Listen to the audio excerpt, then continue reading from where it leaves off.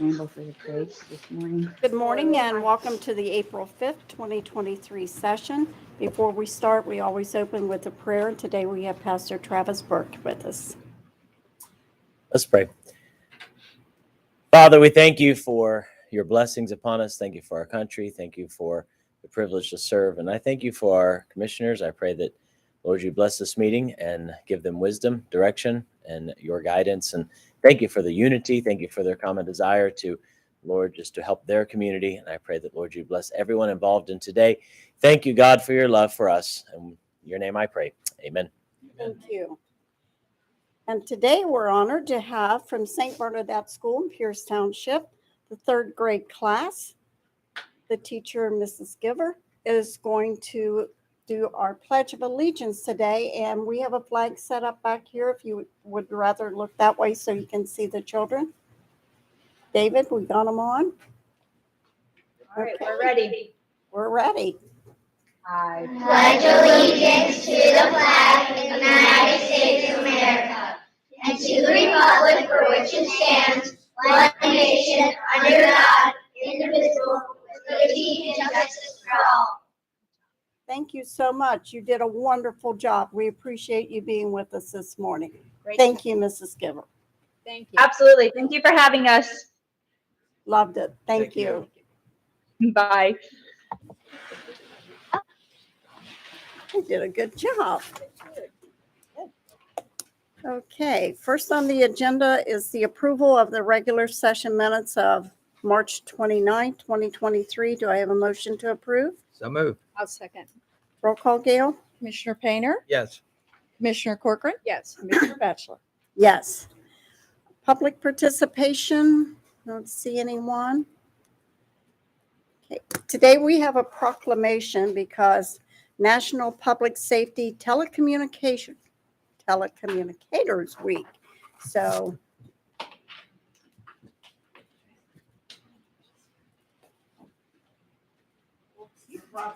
you brought some friends with you, I didn't you? did. I even brought one from night shift. And who do you have with Over? you? I have Heather Goslin and Marky Plank. Almost 20 years between the two. Thanks for Wow. being here. So what hours do you work? 6 p.m. to 6 a.m. Last night I left at 2 a.m. though. Okay. So I got some sleep. You got a nap? Yep. Okay. So this proclamation reads, whereas emergencies can occur at any time that require police, fire, or emergency medical services. And whereas when an emergency occurs, the prompt response of police officers, firefighters, and paramedics is critical to the protection of life and preservation of property. And whereas the safety of our police officers and firefighters is dependent upon the quality and accuracy of the information obtained from citizens who telephone the Clermont County Communications Center. And whereas public safety telecommunicators are the first and most critical contact our citizens have with emergency services. And whereas public safety communicators are the single vital link for our police officers and firefighters by monitoring their activities by radio, providing them information and ensuring their safety. And whereas public safety communicators of the Clermont County Communications diligence and attention to detail contribute to the apprehension of criminals, suppression of fires, and treatment of patients. And whereas each dispatcher has exhibited compassion, understanding, and professionalism during the performance of their job in the past year. Now, therefore, it be resolved that we, the Clermont County Board of Commissioners, do hereby proclaim April 9th through the 15th, 2023, as National Public Safety Communicators Week in Clermont County. It is signed by Commissioner David Painter, Commissioner Corcoran, and myself, and we present this to you. Thank you very much. You want to say anything, Jesse? I always like to talk about our dispatchers. I can't thank my team enough. I can't look, you're going to cry. I can't talk highly enough that these guys have been through a lot in the past year. We had tornadoes. We've had we are in a crisis with staffing.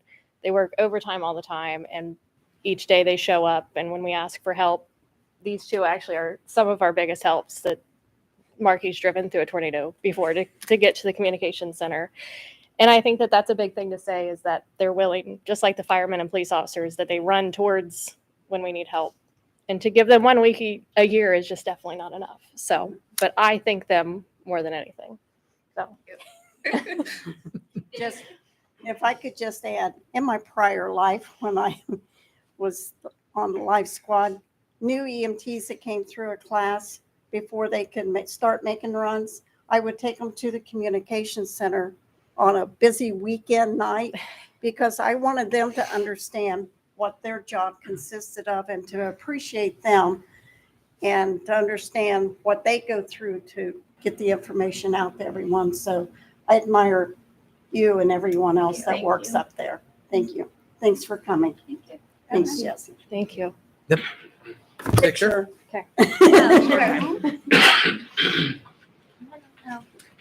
Are you the picture taker today, David?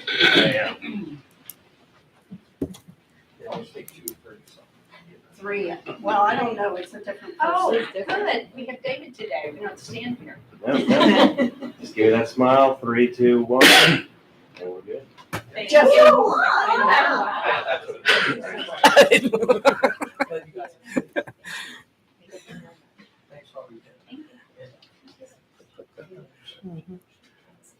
Should you let us know down in there first? Huh? Can't help it.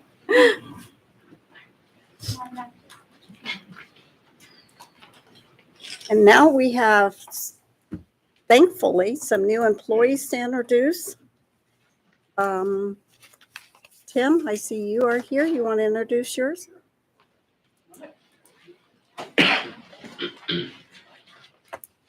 Commissioners, Morning. Morning. first off, thank you for allowing me to be able to hire more by increasing the budget. That's really come to fruition fairly quickly. I have very good quality staff here, and it's allowed us to be able to open up the shelter longer hours and longer duration on weekends too. So the first up I have, let's go from the outside. This is Suzanne. I've asked all of them to write a little bit about themselves here, so I wouldn't have to try to commit everything to memory. Suzanne, she's lived in Clermont County most of her life. She's married to her husband, Ron. They have 2 grown children, Christy and Mandy, and they've always had dogs as pets and currently have a German Shepherd puppy named Lexi. They also recently took in 3 stray kittens named Junior, Godzilla, and Tsunami. So she says, I love spending time with my family. I love dogs, my new co-workers, dogs, and my job, and dogs and music, dogs, cats, and dogs. Suzanne was actually coming to the shelter prior to being hired, just helping out and doing everything she's doing now. And, I guess glutton for punishment, she wants to do it full time. Good for her. Here she is. Next up, we have Amber. She's our part-time that was just recently hired. And when I mean recent, it was what? Monday? Yes. She says she's always loved animals. As a kid, she wanted to be a veterinarian, and she has no idea why she decided to go into healthcare instead. In the last 6.5 years, she's been in healthcare, and she just recently left about 2 months ago. She's hoping this job will help her narrow down if she wants to be into veterinary medicine, zoology, etc. And she's thanking us for the opportunity to help her figure out her future. One thing that really stood out during her interview was I think she has the majority of everything as far as reptiles go from Jurassic Park. She literally has named off all these different things, including like a small dinosaur. I forget what that thing was. I had a bearded dragon. There, something like that, And so, she at least brings that to the table too, in case somebody just happens to drop off a bearded dragon at the shelter. And these are both kennel techs here. My next hire is Katie. She's a deputy dog warden. She just recently came from the city of Montgomery as a police officer. She's been a police officer, 11 years? 10 years. She enjoys spending time with her husband, Eric, and her dog, Shotzi, during the time off. They like going hiking, and usually Shotzi outlasts both of them. They enjoyed training and playing with the 3, and they're actually, once again, glutton for punishment, I guess. 3 of our dogs out of the shelter, they are fostering. Oh, We're working with them to try to enrich the dogs to be able to get them adopted out to forever homes. And as an added bonus with her law enforcement background, it also helps me with the criminal investigations as far as the abuse and cruelty cases. So that is my staff in a nutshell. I have to ask, what is Shotzi? Not a Saint Bernard like. I didn't even know that there was another Shopsy until I moved to Cincinnati. Okay. I almost forgot to mention Zach Prescott. That's He could not be here today. He's off today, but he could not be here today for some personal reasons. Okay. But Zach is a young man who was actually, as a kennel tech, he was actually volunteering in the kennel for a good 2.5 to 3 months prior to even putting in for it. And he really liked what he was doing. Zach Prescott is the son of Wayne Prescott, the fleet manager here of the county. And Zach is doing pretty well and just learning as he goes. And it's nice to be able to have just the youth down there at the shelter to really, keep up with the energy of the dogs. Good. Don't leave, because after we introduce everyone, we'll get a group picture of the new employees. Okay, thank you. Thank you. So before you leave, I have to ask you, I was over by the kennel the other day. There was a dog out in the play area and she was very slippery. She was able to get through the gate, even though the gate was locked. And she scratches on the back door. And when there was an inquiry made, they said they knew exactly who it was. And they said she does it all the time. So we got a big kick out of it. Yeah, some of those dogs are smarter than we give them credit for, and they know how to lift those latches. Yeah. We have to be mindful to. She wanted back in. Yeah. Pretty cute. Tim, who named the dog Bonnie? Just asking. The new person right here. The one that just got hired Monday. Blame her. I like her. That's great. That is great. That's funny. Thank you. Thanks. Lyle, you want to introduce your? Oh, my goodness. I just have one new employee today. We have Anna Cook. Anna is a lab tech for our water treatment side. She started March 6th. She's local. She went to CNE High School, attended Kent State for a couple years. This is somewhat of a new career for her in the water treatment industry, but we're happy to have her and hope to have her for many years. That's the hope. All right. Welcome, Anna. Thank you. Thank you. Is Susan here? I don't see her. Oh, there you are. You're going to be the new Susan. Yep. No. Run.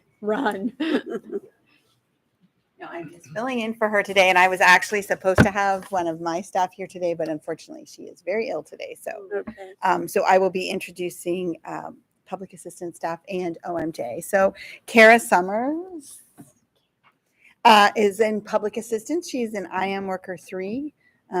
I did not write these biographies. They have their ages. I would not give that, but she's 30 years old, married, and has 1 child. Her daughter Piper is 7. Kara lives in Amelia, enjoys calling it home. She enjoys spending time together outdoors and frequently visit the local parks and hiking trails throughout East Fork with her family. She's thankful for the opportunity to serve the residents of this county and to make a difference for those in need. So welcome, Kara. Emma Davis.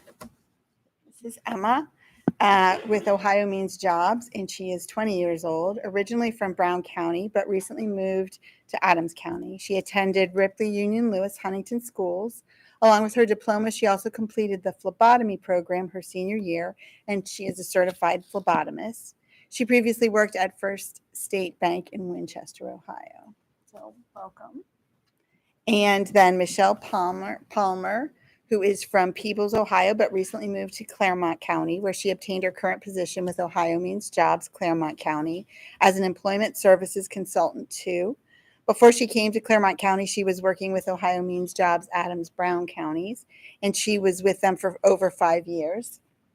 Michelle was a case manager for the CCMEP program. She has a bachelor's in sociology with a concentration in psychology from Northern Kentucky University. She will graduate from Northern Kentucky University this December with her master's degree in public administration and a certificate in nonprofit management. Welcome. Welcome. Thank you. Thank you. And Bruce, you have someone? Welcome.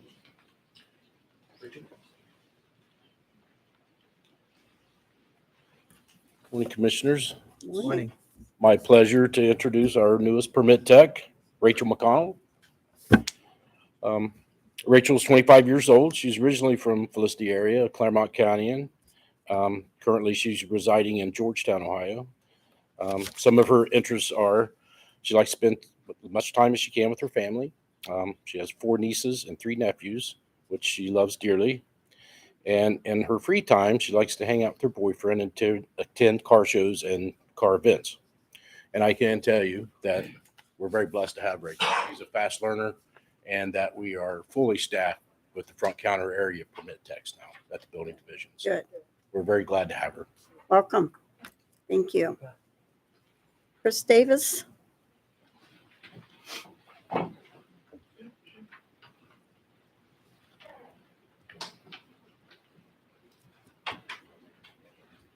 Good morning. Good morning. I'd like to introduce Nancy Todd. She's our administrative support specialist in ISD. Nancy was born and raised in Adams County, Ohio, on a dairy farm. She's the oldest of 4. She's married to her husband, Shane Todd, a mother of 2 sons, Josh and Shane Edmiston, 2 stepsons, Lane and Ryan Todd, along with 6 grandchildren, which includes a set of triplets. Triplets. Yeah. Her previous work experience in the public sector has included health department, hospital, college, city, and village positions. She enjoys spending time with family and friends, her Yorkie, fishing, and photography. And we're very excited to have Nancy out at our office there. So we look forward to good things. Welcome. You have to show us a picture of your triplets sometime. Thank you.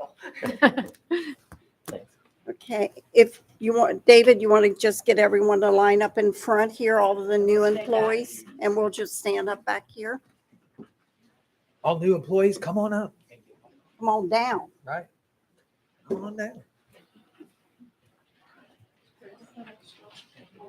I love the way Gail runs.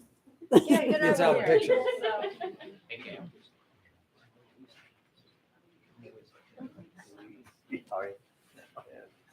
David, can you get all of this at one time? Yeah, we'll probably Make the managers kneel down front. Set them on chairs. You want the department heads out? That'll give you more room. Yeah, I'll give you more room. The minute I said kneel down, they all left. Didn't it? They like that. Those are dedicated staff leaders.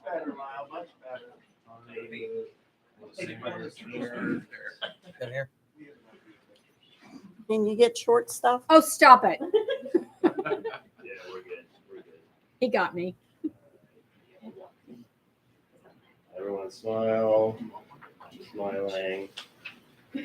Oh, no.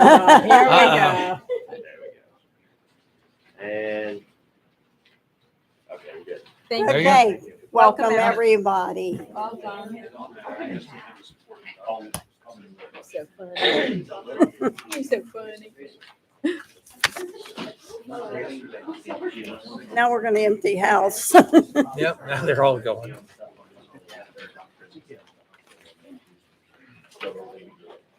Tom, we're going to bring Wade up to do.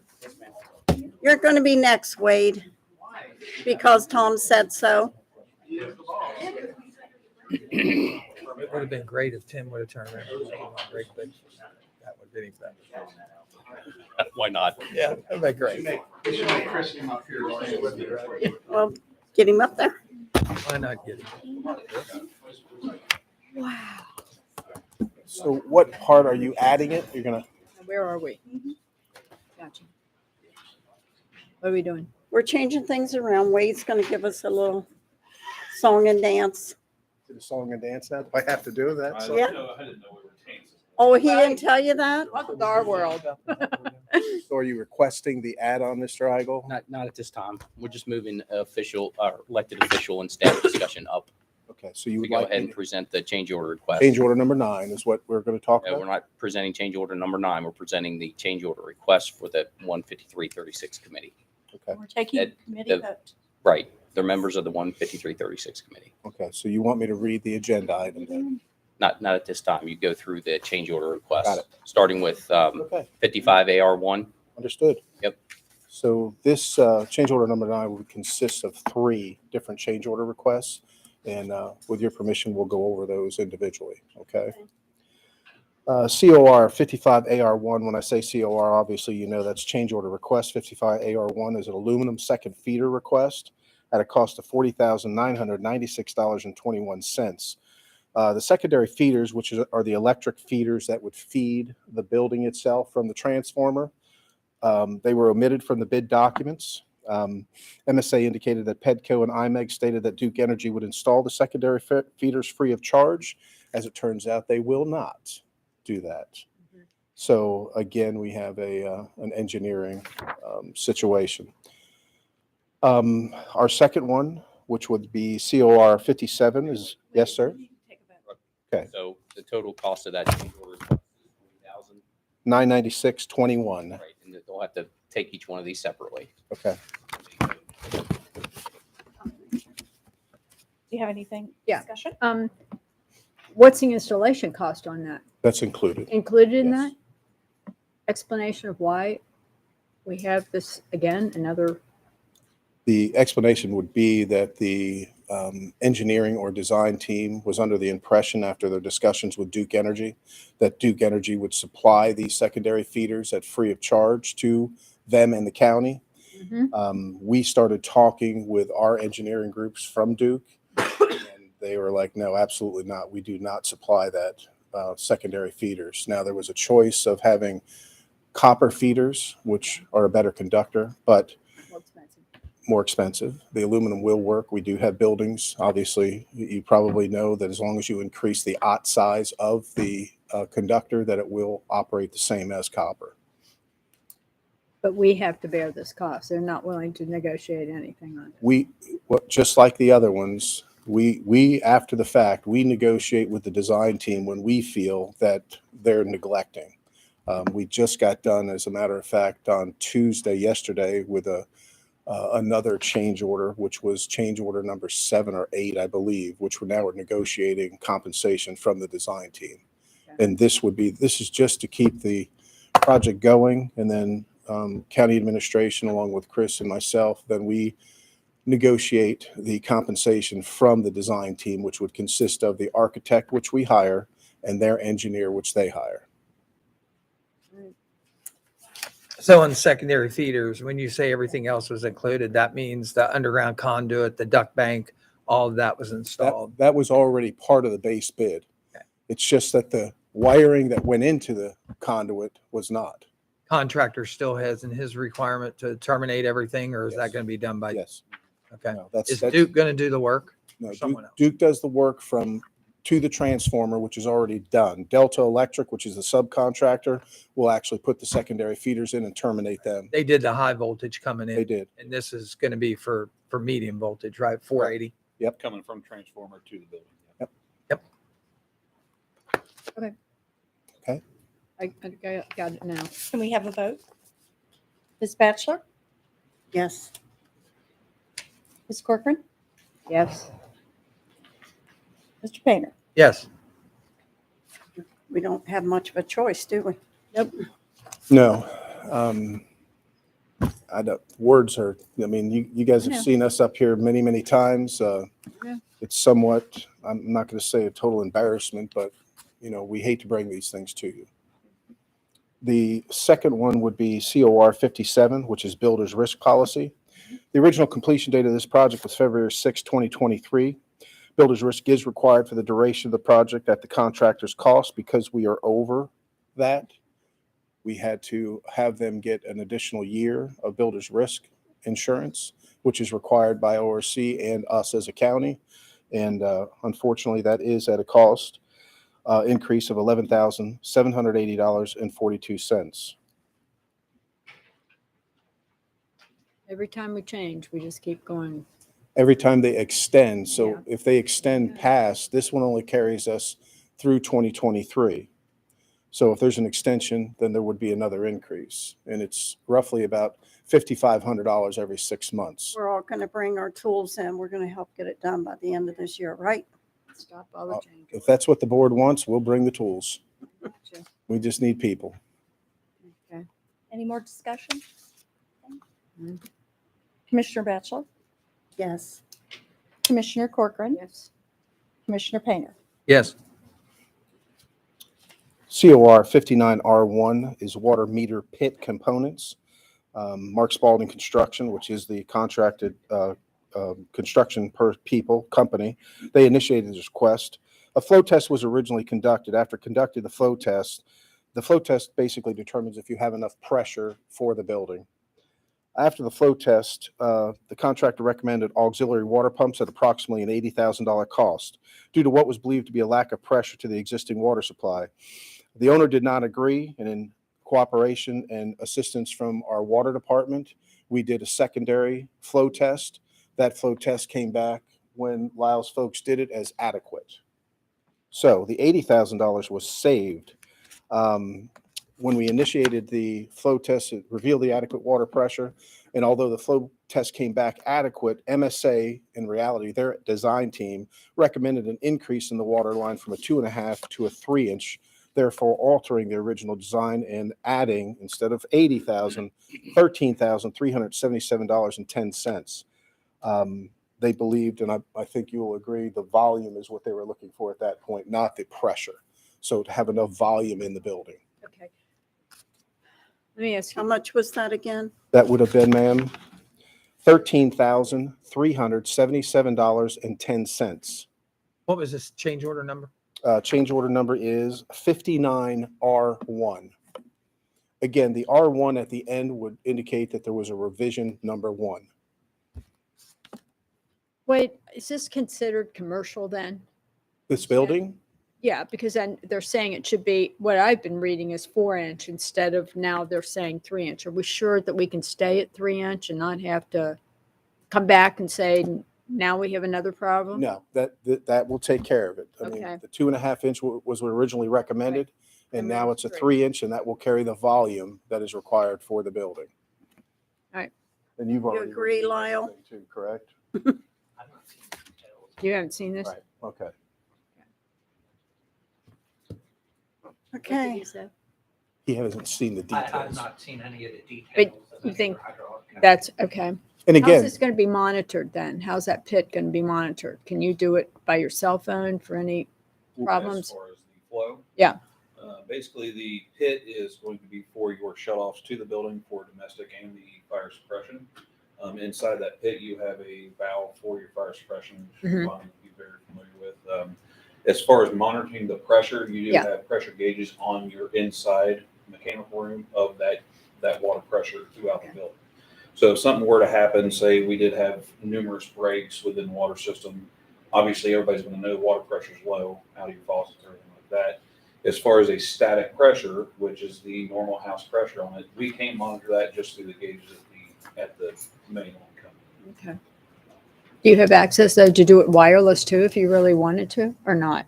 we don't have that capability, but Would you? No. Okay. We read we've got the meter reading. Yeah, but I mean, there are wireless. I didn't know if it's okay. we don't have it on this particular building. All right. And one of the things that Wade had mentioned with the fire pump or the pressure pump, an $80,000 upgrade, that was through the original design.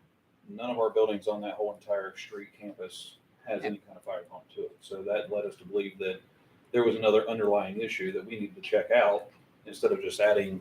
And the 80,000 was just for the pump. It would probably have been over that by the time you have to redesign the building to get the pump inside and all of your other fixtures too. Okay. All right. Okay, ready for a vote? Yes. Ms. Batchelor? Yes. Commissioner Corcoran? Yes. Commissioner Painter? Yes. And I'll be back later, I imagine. We can do it. I mean, if the board wants to. Wanna do go change ahead and order do it? now, we can do Yeah, that he's- on for the change order 9 now. We do it now? So we have to add that to the agenda. Go ahead. Okay, we need a motion for an add-on then. So moved. I'll second. Roll call, Gail? Commissioner Painter? Yes. Commissioner Corcoran? Yes. Commissioner Batchelor? Yes. Thank you.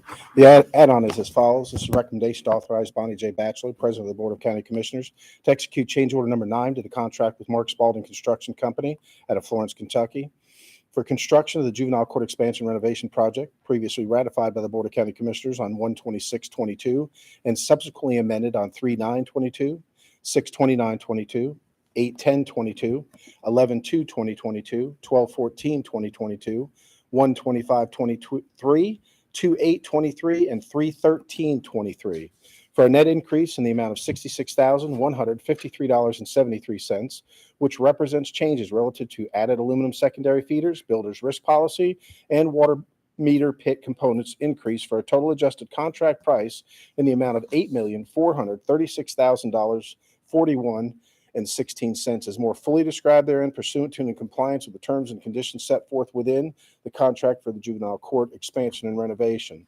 I always tell you that there is a 10% contingency. We are now sitting at 5.2% of the 10% contingency that the board approved. Okay. I have a motion to approve this. Make the motion. Second. Roll call, Gail? Commissioner Corcoran, Yes. Commissioner Painter, Yes. Commissioner Batchel. Yes. Thank you. Wade, before you Yes, sir. finally get out of here, this project obviously is, it's taxing and it's challenging, but projects have their challenges. Just to talk about a couple issues, talk about, just so that this board isn't confused when it comes down about furniture, judges' benches, having these things made, the delay associated with that, and what those potential delay costs are. My understanding is when we're really talking about delay here, we're going to see this project go on and that the contractor, there's going to be some $150,000 worth of the delay that's going to be requested here. Yes. So talk about that. So the contractor, because they have to maintain the project, anytime you do a major change like to the benches or to the long, they want a premium to keep the job going. They might have to be there, but it delays their costs, their vendors' costs, the materials costs. So they ask for a delay, which delays the project, but they also ask for supplemental monies at a tune on this project of about $980 per day anytime there is a project delay. Currently, the change orders that you approved puts this project into late 2023. And I'm talking, I believe, November of 2023 is what the current. So any more change orders that would delay the project further would be added on to that. We're seeing preliminary, like right now we're in an RFI request for the benches that we approved the redesign on several weeks ago, that would be coming back. There were some improprieties there, so we challenged it. The subcontractor has it now, but I expect that within a few days, we're going to have that cost, and that was associated with a large delay because there's a 4 and 5 month delay in making the stuff, getting the stuff, putting it on the contractor's schedule, and that's what happens when you have all of these things. There is also coming our way the audio visual, which is part of it. Security, we just had a meeting this week. We think security is okay. We're finding ourselves, Chris and I, along with county administration, Mr. Eigel, Mr. Bickford, and Angie, trying to prevent some of this stuff from happening and trying to prevent some of those I don't want to be here in 2024 having the same conversation with the Board of County Commissioners and saying, well, now we've got another 4 months, another 5 months. So we're trying to really look at these things and say, hey, enough is enough.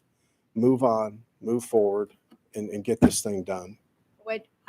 I agree with you on that. And Yes, I can ma'am. tell you, I don't think there's any confusion here because I voted no on the last change thing. You are It correct. happened to do with the benches when I found out that possibly we could do it in-house cheaper with our staff and not have to extend again out. And it's not only time, it's money. Every Yes. time and not only on current staff, but every time we're out there again, this is crazy. And we'll say this, that, a lot of times when we're negotiating the compensation with the design team, they come back to us and they say something like, well, yeah, we forgot it. We omitted it. I'm sorry we did that, but you would have paid for it anyway. But now we're paying a premium with a 20% markup because things have changed since, when we first bid this 2 years ago. And that's something that Mr. Eigel and Mr. Bickford stand on with this design team and say, hey, no, this 20% increase in costs is not something we would have paid 2 years ago, but we're paying it now. All right. And then just to touch on one more issue, I Yes. know this board has dealt with a change order about carpet. Yes. and carpet currently is not resolved. Oh. You know, the carpet that was actually provided for us to take a look at, which we thought was within the original bid of the contract, was not within the bid of the And contract. I take full responsibility. No, that's fine. It was Lennon 2.0. My point is, from going to the meeting, is that all of the colors and the project has proceeded based on that carpet swath that we were provided. Yes. And now it has come to light that that carpet swath that we looked at, that we thought we approved as original requirement in the contract, really wasn't the original. It's a $51,000 or $54,000 adder. That is correct. And so that's going to be forthcoming. That based on the conversation we had last Friday was received yesterday. We will do the narrative sometime this week, and that will probably be to you to next week. That'll include 3 more components. Okay. But if I may, I still take responsibility, because what I was given in that sample, when I went up and got them at your request, that the carpet that was supposed to be in there was not there. And that I should have laid them out and looked at them myself before they came to you. You know, and this is a huge project. I mean, this is an $8.4 million project. Yep. And just to make a suggestion, we're going to embark on a larger project than this one. You know, the engineer's More than facility double. is going to be about double what About this double. project is. And we have got to ensure that we put, you know, adequate resources on that to make sure that it's managed accordingly. So, We also can't go have to through hire this the again. team No. that can do it. no. We have to hire the people that can do it also. I can say not this, all the and engineer. if you've been in the construction world or really business itself, which everybody has, I judge the projects on the amount of questions that are done after the pre-bid meeting. You have a period of time where there's questions. When we first bid this out, there were over 200 questions done. Fortunately, that was rejected because we were over budget. On the next bid, there was over 100 questions. That points at this and says, okay, now, so far in the project that you're looking at, we're right at about 25. Mm-hmm. That tells you the amount of work that is done up front to get these things the way they're supposed to be.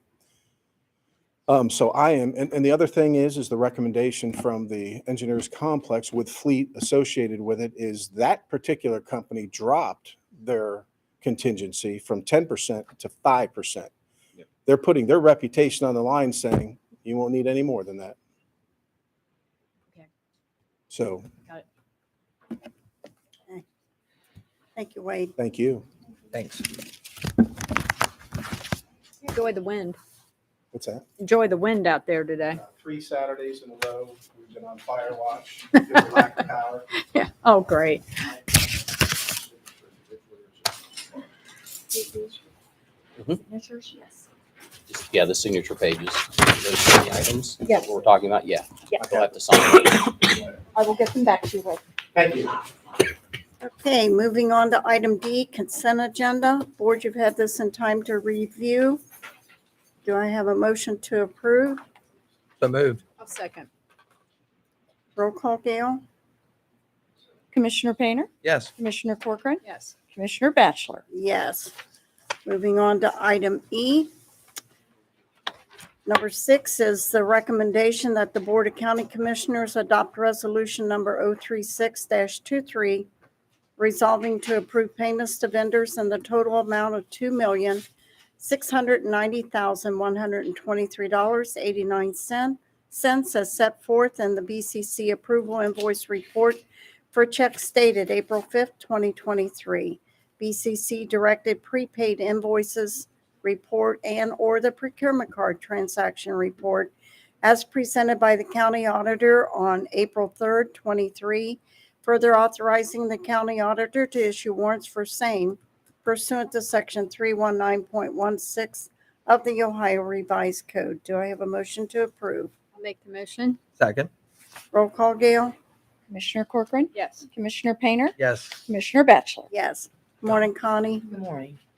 Item number 7 is the recommendation to adopt a revised table of organization for the Clermont County Department of Job and Family Services as outlined below and as included on Exhibit A, with changes requiring no general fund contributions, effective upon approval, and further to authorize the update of the appropriate internet links and appendices accordingly.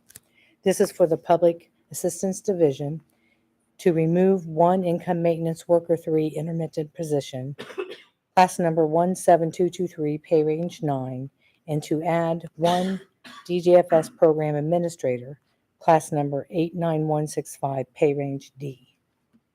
Thank you. We've had the reading of item number 7. Do I have a motion to approve? So moved. I'll second. Any discussion? Roll call? Commissioner Painter, Yes. Commissioner Corcoran, Yes. Commissioner Batchelor. Yes. Number 8. Recommendation to authorize Susan Walther, Director, Department of Job and Family Services, to execute Addenda Number 2 to the Ohio Department of Job and Family Services 4E Child Placement Agreement between the County of Clermont, Ohio, and Kelly Youth Services, located in Cincinnati, Ohio, previously ratified by the Board of County Commissioners on June the 8th of 2022, for the provision of independent living services for older youth in the care and/or custody of the Department of Job and Family Services and/or juvenile court, as well as placement with baby services, which represents the addition of group home services as at the rates outlined therein, with all other terms and conditions of the original agreement to remain in full force and effect, and contingent upon the issuance and receipt of the required purchase order. Thank you. Board, we've had the reading of item number 8. Do I have a motion to approve? Make the motion. Second. Any discussion? Roll call, Gail? Commissioner Corcoran, Yes. Commissioner Painter, Yes. Commissioner Batchelor. Yes. Thank you, Connie. Morning, Suki. Item 9 is a recommendation to execute record plat numbers 6293403 through 6293407. This is for replats of lots in the Hunters Valley, High Acres, and Cutler's Crestview subdivisions in Miami Township, and also to accept the easements as granted for roadway purposes necessary for 3 different bridge projects: a Price Road Bridge 0.4, the Price Road Bridge 0.28, and the Cook Road Bridge 0.91, and also to authorize payment as compensation for those easements. Board, you've heard the reading of item number 9. Do I have a motion to approve? So moved. I'll second. Any discussion? Roll call. Commissioner Painter, Yes. Commissioner Corcoran, Yes. Commissioner Batchelor. Yes. Number 10. Item 10 is another easement. This is a recommendation to accept the easement for the purposes of the right-of-way for, again, the Price Road Bridge. This is for Bridge 0.40. This is from a grantor on Walho Trail in Milford. Board, you've heard the reading of item number 10. Do I have a motion to approve? Make the motion. Second. Any discussion? Roll call. Commissioner Corcoran, Yes. Commissioner Painter, Yes. Commissioner Batchelor. Yes. Number 11. And number 11 is a recommendation to execute record plat number 6293408, and this is to replat the lots in the 12 Oaks subdivision in Union Township, a replat of lots 33 through 49 in order to adjust the front yard setbacks. Board, you've heard the reading of item number 11. Do I have a motion to approve? So moved. Second. Any discussion? Roll call. Commissioner Painter, Yes. Commissioner Corcoran, Yes. Commissioner Batchelor. Yes. Thank Suki, you. I see where our friend Jack came through with the track money. Yeah, we're good. Good to go. Thank you. Proceeding, with that, they'll be proceeding with that project. They're working on getting the funds allocated to the project through their systems. Good. Thank you. Very nice. Desmond. Good morning, Commissioners. Good morning. Before we get to item 12, to the motion, I want to give a little bit of background on this. So on March 9th, the Clermont County Board of Commissioners was informed by HUD that it meets the criteria to become a participating jurisdiction to receive home funds directly from HUD. Home funds are used for affordable housing programs and are awarded annually in a similar manner as the CDBG funds you currently receive. As you know, Clermont County became a participating jurisdiction for CDBG funds back in 2015 when we reached a population of 200,000. The initial home fund award for this year, according to HUD, would be $594,057. We would expect this to be an annual allocation, very similar to the CDBG funds. There is a local required match for the first year only of $155,000 approximately to bring the total program funds for the year to $750,000. This local match can be provided through our local Metropolitan Housing Authority's nonprofit entity, who is already involved in affordable housing projects. They would hope to partner with the commissioners on affordable housing opportunities for making that contribution of local funds for the first year. HUD has outlined the steps for us to become a participating jurisdiction. It's a little bit of a tight timeline, but we do feel like we can do this if the board chooses. So step one is within 30 days of receiving the initial notification, which would be by this Friday. The Board of Commissioners is to send a notification in writing to HUD with their intent to participate and that required funds have been approved and budgeted up to the $750,000 required program minimum. This is the agenda item we have before you today. You will also see an agenda today under item 15 under supplemental appropriations. Later at the end of the meeting, a new fund has been created for these funds with a budget of $750,000. So we would hope to send that letter to HUD if you so choose by Friday. That's the deadline that they've given us. After we send the letter, step two, by August 15th, we would have to amend our 5-year consolidated plan with HUD to include provisions of the home program. We would like to have a consultant help us with this over the summer due to the tight timeline. The consultant can be paid for with the HUD grant funds. We would then expect these home funds to become available in the fall at the same time as our CDBG funds. So we would going forward, instead of just getting the roughly $1 million in CDBG each year, we would expect to get an additional $600,000 each year in home funds. We do feel this is an excellent opportunity for the board to participate in, as it will provide the board direct control of these dollars and the flexibility to address affordable housing issues that meet the local needs of Clermont County. With recent inflation after COVID, we've seen substantial increases in rents, increases in home prices, increases in food. And so this has put a substantial burden on many families in our county. In conjunction with the upcoming county housing study our department will be doing, we're excited that these dollars will be available for Clermont County to assist groups such as seniors, disabled, veterans, and working families who may struggle with housing affordability. So I pulled up some numbers of other counties that are direct recipients, like Clermont County will be. Looks like currently there's 8 counties that receive direct home allocations. Clermont would be number 9. Some of the other counties are Cuyahoga, Hamilton County, Montgomery County, Stark County, Franklin County, Butler County, Lake County, and Summit County. So we would be number 9 to receive direct funds. There's also 15 cities in the state that receive home dollars, and that's generally your 15 largest cities. So that is just a bit of the background on where we're at. So this motion would allow the board president to write a letter to HUD and say, we do accept, we want to participate in the home program. And with that, I will read the motion. This is a recommendation to authorize Bonnie Batchelor, President, Clermont County Board of Commissioners, to execute the letter of intent and acknowledgement to the U.S. Department of Housing and Urban Development, stating Clermont County's intention to become a participating jurisdiction for the Home Investment Partnerships Program, and acknowledgement that required funds to meet the participation threshold have been approved and budgeted. Thank you, Desmond. Board, you've heard the explanation and the reading of item number 12. Do I have a motion to approve? Make the motion. Second. Any discussion? Roll call, Gail? Commissioner Corcoran. Yes. Commissioner Painter. Yes. Commissioner Batchelor. Yes. Thank you, Desmond. Good morning. Good morning.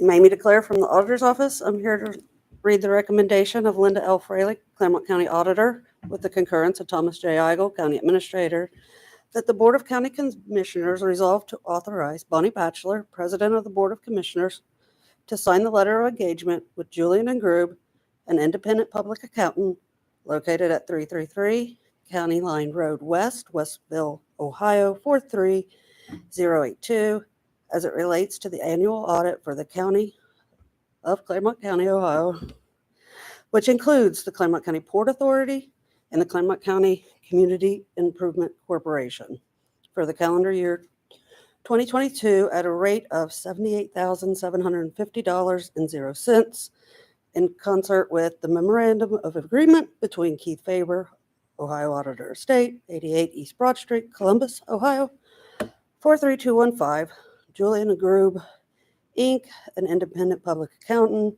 at the same address listed above, and the Board of County Commissioners, Clermont County, to ratify, with the agreement that was ratified by the Commissioners on 12/18/2019 and amended on 5/12/2021 and 5/18/2022, with pursuant to the terms and conditions set forth therein and in compliance with Chapter 117 of the Ohio Revised Code. Thank you, Amy. Board, you've heard the reading of item number 13. Do I have a motion to approve? So moved. Second. Any discussion? Roll call, Gail. Commissioner Painter, Yes. Commissioner Corcoran. Yes. Commissioner Batchelor. Yes, thank Thank you. you. Thanks, Amy. You're up, Gail. Today we have a petition for annexation of 0.792 acres from Williamsburg Township to the village of Williamsburg, Clermont County, Ohio, pursuant to section 709.02 of the Ohio Revised Code. And we are going to acknowledge the filing of the petition for annexation of 7.92 acres from Williamsburg Township to the village of Williamsburg that was filed in the office of the Board of County Commissioners on Wednesday, March 29th, 2023 by Steve Gittinger, the agent and attorney for the petitioner James Fothery, 371 North 3rd Street, Williamsburg, Ohio. The parcel identification number is 523509B001. It's in compliance with Ohio Revised Code section 709.02 and pursuant to resolution number 2103 adopted by the Board of Commissioners on February 25th, 2003. There's a notification of the date and time and place of the public hearing, which is to be set for the petitioners, which will be Thursday, April 6th, 2023. And we will do notification via email, and we will designate Wednesday, June 14th, 2023 at 11 o'clock local time in the office of the Board of County Commissioners, 101 East Main Street, 3rd floor, Batavia, Ohio, as the date, time, and place for the public hearing. Okay, thank you. Board, you've heard the reading of item number 14. Make the motion. Second. Any discussion? No. Roll call. Commissioner Corcoran. Yes. Commissioner Painter, Yes. Commissioner Batchelor. Yes. As usual, the best for last, Mary. Once again, this is a request to increase the 2023 annual appropriations. And as Desmond had said, the first one is $750,000 into that home investment partnership fund. Then we have 2 assessment projects that had some delinquencies paid, so therefore there's some fees that need to be paid. So that's the Gibson Road water and the various 2002 sewer assessments. That's $12 and $150. And then $100 into the Board of Elections grant fund, and that represents the interest earned on the grant, which by terms of the agreement have to go back into that fund. We've had the reading of item number 15. Do I have a motion to approve? So moved. Any discussion? Roll call. Commissioner Painter, Yes. Commissioner Corcoran. Yes. Commissioner Batchelor. Yes, Thank you. thank you. We've already done the addition, right, Tom? Yes, ma'am. Okay.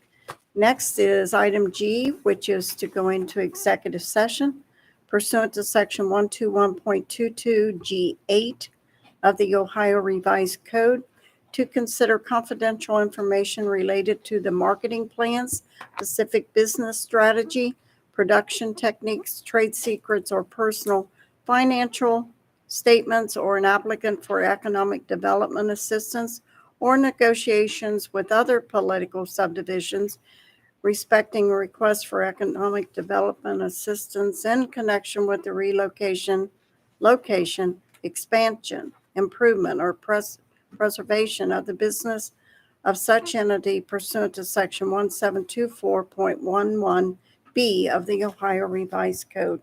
Do I have a motion to go into executive session? Make the motion. Second. Roll call, Gail. Commissioner Corcoran, Yes. Commissioner Painter, Yes. Commissioner Batchelor. Yes, we will be back.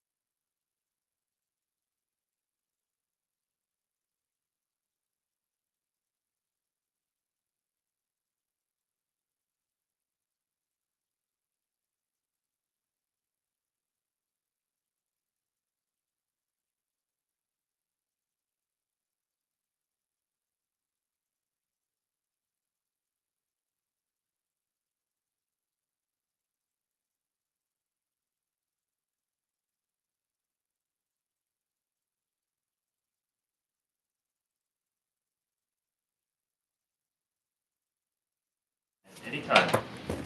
We have returned from executive session. No decisions or actions were taken.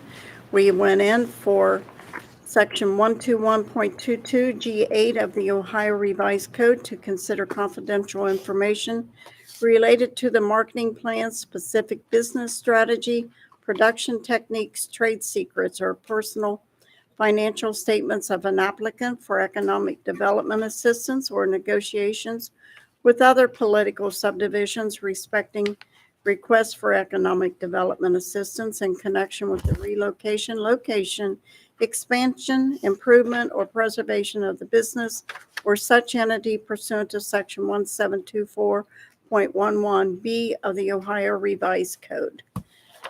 At this time, we'll move on. Phew. They just do this, too. We'll move on to item I, member comments. Anything, Commissioner Painter, Commissioner Corcoran? Just that next Wednesday is Everyone Wear Blue for the Child Abuse Awareness Month, and it's also awareness of autistic children at this time. So blue for both, so everybody will be covered. So next Wednesday, that's what we'll do. Okay. That's it. Thank you. So we will, do we have a meeting Monday? Yes, we Yes. do. Oh, we do. Yes, Wanted we to do. remind everyone. So we will see you next Monday. Thank you. Have a good Easter weekend, right? Yes. You bet.